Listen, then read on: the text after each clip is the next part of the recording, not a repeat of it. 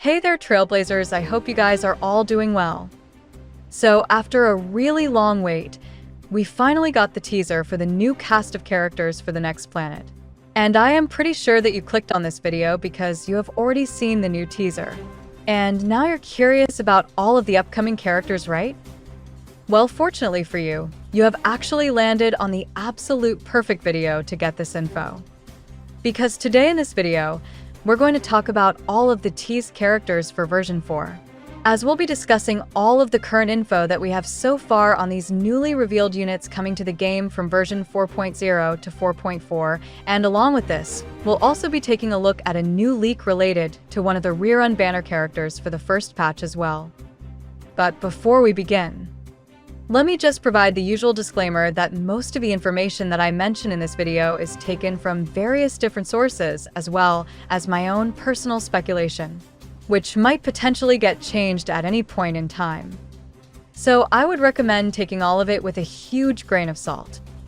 With that out of the way, let's get started without wasting any more of your precious time. Okay, starting off with the banners for version 4.0.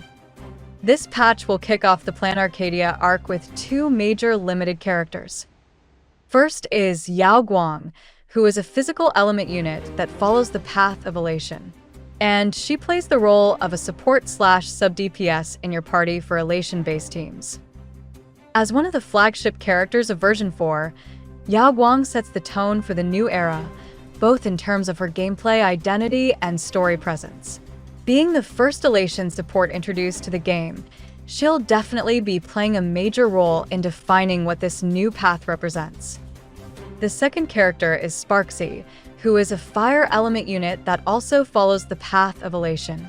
She brings a more chaotic and playful energy to the patch, and is now confirmed to play the role of a skill point-based main damage dealer on your team, which is a playstyle where a character consumes multiple skill points in a single turn to deal massive nuke damage to the enemy.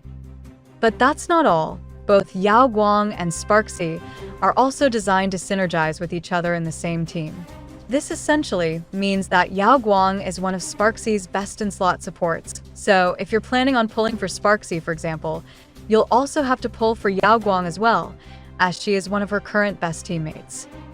Moving over to the RERUN units for this update. According to new information from a very reliable source named Sakura Haven, who by the way has fairly solid track record in the past, Rappa is now confirmed to be one of the RERUN characters for the patch, who, if you aren't aware, hasn't received a single RERUN since her release way back during patch 2.6, which, funnily enough, makes her the character with the longest time gap without a single RERUN in the entire game. As for the second RERUN banner, while the source stated that the other RERUN unit for the patch besides Rappa is currently unknown, but if I had to guess, I could see them rerunning either Hislins or Sarydra, which is mainly due to them being one of the few remaining version 3 units that haven't already gotten their first rerun so far.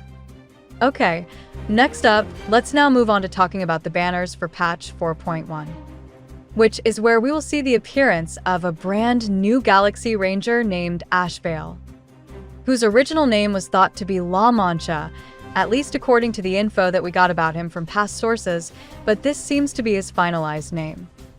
As for the current info we have about him, Ashvale is rumored to be a lightning element main DPS that follows the path of the hunt, and is said to be pretty powerful due to his current status as the leader of the Galaxy Rangers, and is also rumored to be an emanator for the path of the hunt due to this fact, although these details have not yet been officially confirmed. Ashvale's design and his role as the leader of the Galaxy Rangers suggest a very strategic and impactful character. If he ends up being a path of the hunt emanator, he could introduce a fast and aggressive playstyle that stands out from the elation-heavy lineup of the surrounding patches. Alright, moving on. Let's take a look at the characters that we're going to see during the anniversary update, which is version 4.2. This patch is shaping up to be one of the most exciting patches in the entire version 4 cycle. And it is the anniversary update, so naturally, we're getting two very highly anticipated limited characters.